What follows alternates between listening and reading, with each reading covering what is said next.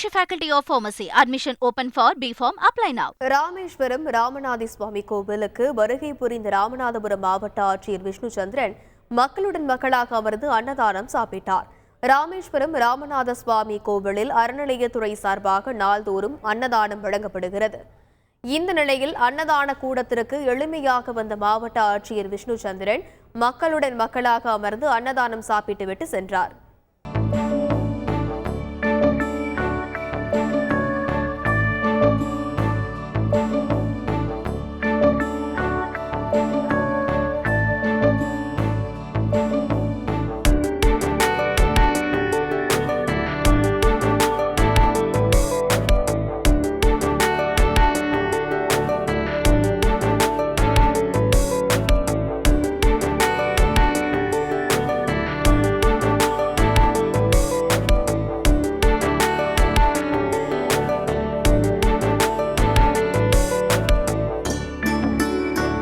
Meenakshi Faculty of Pharmacy. Admission open for B.Pharm. Apply now.